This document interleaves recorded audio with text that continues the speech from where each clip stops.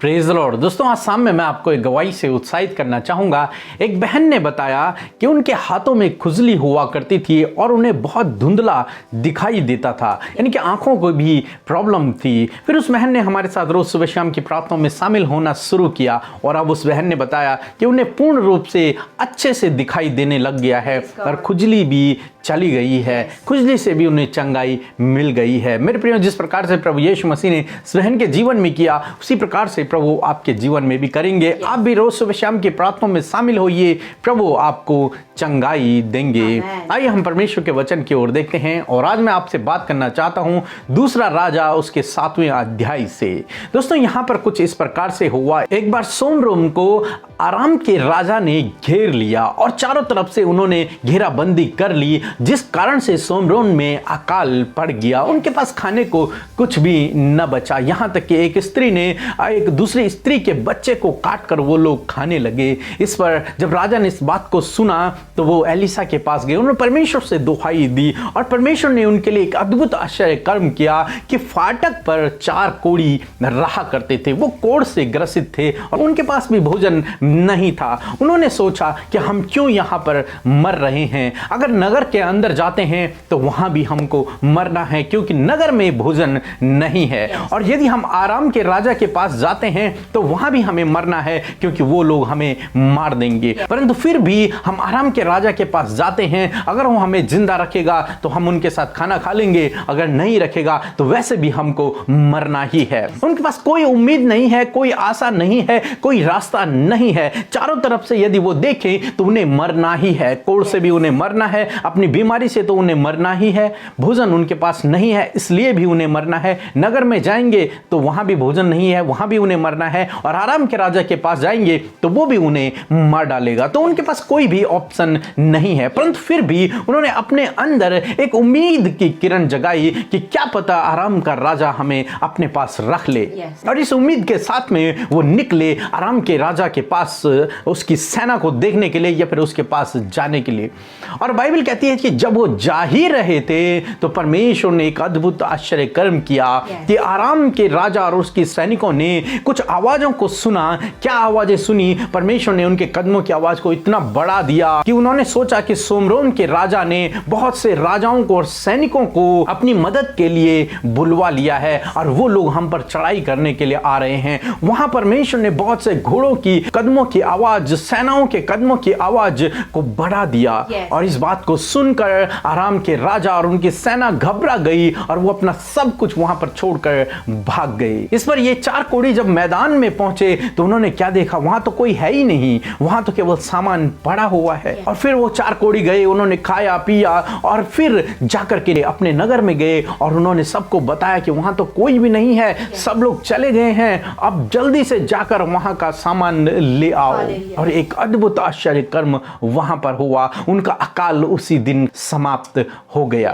मेरे प्रियो, हम लोग यहां पर देखते हैं उन कोढ़ियों के पास कोई उम्मीद नहीं थी। वे कोढ़ी निराश, डिप्रेशन में और तनाव में, चिंता में अपने जीवन को वहीं पर खत्म कर सकते थे, परंतु उन्होंने ऐसा नहीं किया। जबकि उनके पास कारण था वहां पर मरने का, परंतु उन्होंने ऐसा नहीं किया। उन्होंने फिर भी एक विश्वास का एक छोटा सा कदम उठाया। उनके पास यह भी विश्वास नहीं था कि हम तो परमेश्वर की संतान हैं, हम परमेश्वर की ओर से जाएंगे और उनसे लड़ेंगे, उनसे बातचीत करेंगे, ऐसा कुछ भी नहीं। परंतु एक छोटी सी उम्मीद, क्या पता वो हमें रख ले। इस उम्मीद के साथ में वो लोग निकले और परमेश्वर ने उन 4 के लिए अद्भुत आश्चर्य कर्म किया। मेरे प्रियो, आज शाम में मैं आपसे भी कहना चाहूंगा, हो सकता है आपकी परिस्थिति भी इन 4 कोढ़ी की तरह हो, जब कोई रास्ता नजर न आ रहा हो, चारों तरफ से दरवाजे बंद हो, चारों तरफ से रुकावटें हो। परंतु ऐसे समय में मैं आपसे कहूंगा, एक छोटा सा कदम जरूर उठाएं। ऐसे न रहें इसी चिंता में, डिप्रेशन में, तनाव में, एक ही जगह पर पड़े न रहें। उस जगह से उठें और आगे बढ़ने की कोशिश करें। हालांकि आपको रास्ता नजर नहीं आ रहा है, परंतु फिर भी आप विश्वास का कदम उठाएं। और जब आप कदम उठाएंगे तो परमेश्वर आपके लिए भी ठीक इसी प्रकार आश्चर्य कर्म करेंगे, जिस प्रकार से उन्होंने इन 4 कोढ़ी के लिए या फिर सोमरोन के लिए किया। क्योंकि परमेश्वर युगान युग एक जैसा है, वो सबके लिए कार्य करता है। तो मेरे प्रियो, आज शाम में मैं आपसे कहना चाहूंगा, अपनी उस परिस्थिति को देखकर, इन विपत्तियों, इन संकटों को देखकर, बंद दरवाजों को देखकर एक जगह पर रुक न जाएं, आप रुके न रहें, उसी जगह पर मरने के लिए तैयार न हो जाएं, उसी जगह पर सड़ने के लिए तैयार न हो जाएं, उसी जगह पर रुके न रहें, बल्कि कदम उठाएं आगे बढ़ने का। हो सकता है आपके पास डिप्रेस रहने का कारण हो, चिंतित रहने का कारण हो, मन न करता हो किसी भी काम को करने का और एक ही जगह पर रहने का मन करता हो, परंतु मेरे प्रियो मैं आपसे कहूंगा फिर भी आप इन 4 कोड़ियों की तरह कदम को बढ़ाएं। और जब आप कदम बढ़ाएंगे, किसी भी काम को करने के लिए आप कदम जरूर बढ़ाएं, एक जगह पर स्थिर न रहें। हालांकि आपको वो नहीं मिल पा रहा है जिसकी आप कल्पना कर रहे थे, जिसकी आप उम्मीद कर रहे थे, जिसके लिए आप प्रार्थना कर रहे थे, परंतु फिर भी आप रुके नहीं, फिर भी आप कुछ और करने की कोशिश करें। और जब आप वो करेंगे तो परमेश्वर वो भी आपके लिए कर देंगे जिसको आप मांग रहे हैं, या फिर जिसके लिए आप प्लान कर रहे हैं, या फिर जिसके लिए आप सोच रहे हैं, क्योंकि परमेश्वर आपकी प्रार्थनाओं का उत्तर देगा। परमेश्वर आपके लिए भी ठीक इसी प्रकार का अद्भुत आश्चर्य कर्म करेगा जिस प्रकार परमेश्वर ने इनके लिए किया। परमेश्वर आपके कदमों की आवाज को भी बढ़ा देगा। प्रभु आपको आशीष दे। आमीन। आइए हम सब मिलकर आज की शाम में प्रभु से प्रार्थना करें, और आप भी अपने परिवार के लिए, अपने परिजनों के लिए और अन्य लोगों के लिए भी हमारे साथ मिलकर प्रार्थना कर सकते हैं। तो आइए हम सब मिलकर प्रार्थना करें। धन्यवाद धन्यवाद धन्यवाद करते हैं सर्वशक्तिमान परमेश्वर, हमारे प्रभु, हमारे खुदावन, हम आपका धन्यवाद करते हैं। धन्यवाद करते हैं उस सृष्टिकर्ता, हमारे पालनहार, तारनहार प्रभु यीशु मसीह, हम आपका धन्यवाद देते हैं। आप अगम्य ज्योति में वास करने वाले सर्वोत्तम परमेश्वर है खुदावन। आप एल सद्दाई हैं प्रभु जी, आप एडोनाई हैं प्रभु यीशु मसीह, आप एलोहिम हैं प्रभु यीशु। हम आपका धन्यवाद करते हैं। हम सबको बुलाने वाले प्रभु हैं, हम सबको अपनी प्रजा बनाने वाले, अपने बेटा और बेटी बनाने वाले, हमारे लिए इंतजाम करने वाले प्रभु हैं खुदावन। तेरा धन्यवाद करते हैं पिता। आज के दिन में यदि हमसे कोई भी गुनाह गलती हुई है, यदि हमसे कोई भी अपराध हुआ है, यदि हमसे कोई भी पाप हुआ है प्रभु, तो आप हमें माफ करें, आप हमें साफ करें प्रभु, और हमारे इन गुनाहों को धो दें प्रभु, और ये गुनाह हमारे जीवन में दोबारा दोहराए न जाए मेरे परमेश्वर। आप हमारी सहायता करें परमेश्वर।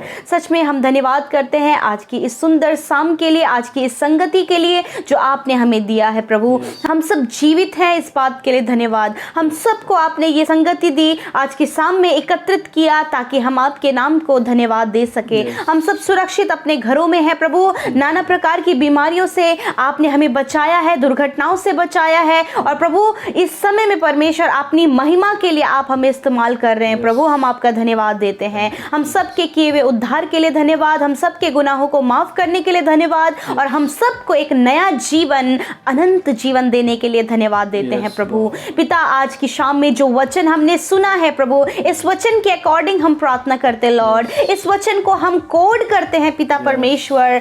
सच में मेरे प्रभु, जिस प्रकार यीशु मसीह उन 4 कोड़ियों के जीवन में आपने किया, और प्रभु उनकी आशा को प्रभु यीशु मसीह आपने पूरा किया पिता परमेश्वर, उसी प्रकार यीशु मसीह आज की शाम में जितने भी भाई बहन प्रभु निराशा में है, डिप्रेशन में है, दुख में है, संकट में है, बीमारियों में है, जब चारों तरफ से उनके ऊपर संकट है प्रभु, तो इस समय में प्रभु हम आपसे प्रार्थना करते कि आप उनकी आशा को बढ़ाएं प्रभु जी, आप उनकी उम्मीद को बढ़ाएं प्रभु जी, ताकि खुदावन उस आशा को वो तुझ पर रख कर आगे बढ़ सके, अपने जीवन में उस परिस्थिति से बाहर आ सके। इस समय जो डिप्रेशन में है पिता, यीशु के नाम से उनका डिप्रेशन दूर हो जाए। जो चिंता में है प्रभु, अपने जीवन की किसी भी प्रकार की चिंता में, यीशु के नाम से उनकी चिंता दूर हो जाए। जो दुखी हैं उनका दुख आप दूर करें, जो बीमार हैं उनकी बीमारियों को दूर करें। और खुदावन सच में मेरे प्रभु, तो आशाओं को पूरी करने वाला परमेश्वर है। तेरा वचन कहता है कि अंत में फल होगा और तुम्हारी आशा ना टूटेगी। यस माय लॉर्ड, इस वचन को हम घोषणा करते हैं आपके बेटे बेटियों के लिए प्रभु, कि इस निराशा के समय में भी प्रभु आप इन्हें आशा दें। जिस प्रकार आपने अब्राहम को, जब वो निराशा में भी आशा रखकर तुझ में बढ़ा, तो तूने उसे आशीषित किया, उसी प्रकार यीशु मसीह आप इन्हें भी आशीषित करें मेरे प्रभु। पिता, जब इनका बहुत नुकसान हुआ है प्रभु, जब इनका परिवार टूटा हुआ है प्रभु, जब इनकी संतान गलत रास्ते में है प्रभु, जब इनके ऊपर कर्ज फंसे हैं प्रभु, और पिता जब इन्हें कोई भी रास्ता नजर नहीं आ रहा है, बेरोजगार है प्रभु जी, प्रभु इन्हें लाइफ पार्टनर नहीं मिल पा रहा है, संतान की आशीष नहीं है प्रभु, ऐसे समय में प्रभु ये तुझ पर आशा रखने वाले हो सके, उन 4 कोड़ियों की तरह प्रभु जिन्होंने आशा रखकर आगे बढ़े और तूने उनके लिए अद्भुत किया, ऐसे ही प्रभु ये भी आशा रखकर तुझ में आगे बढ़े और तू भी इनके लिए अद्भुत आश्चर्य कर्म को कर मेरे परमेश्वर। Hallelujah, thank you father. आज की शाम में जो प्रभु अपनी बीमारी को लेकर इस समय बैठे हैं पिता, और निराश है प्रभु, परेशान है प्रभु, दर्द से, पीड़ा से, खुजली से, नाना प्रकार की बीमारियों से यदि ये आज परेशान है, खुदावन अपनी चंगाई भरे हाथ को इनके ऊपर रखे पिता, और हम कहते हैं इनके शरीर की बीमारी यीशु के नाम से नष्ट हो जाए। इसी समय इनके शरीर के जो अंग प्रभु जी काम करना बंद कर दिया है, वो यीशु के नाम से आप उन अंगों को स्पर्श करें और वो चंगे हो जाएं यीशु के नाम से। मेरे खुदावन सर के बालों से पैर के नाखूनों तक पिता यदि कोई भी समस्या इनके शरीर में है वो दूर हो जाए यीशु के नाम से। Thank you Father. प्रभु जी इसी समय प्रभु जी, हाँ मेरे प्रभु, इसी समय आप इन्हें स्पर्श करें मेरे प्रभु। हम कहते हैं जो बीमारियां प्रभु इनके शरीरों से चली गई हैं वो दोबारा कभी भी वापस इनके शरीर में ना आए यीशु के नाम से।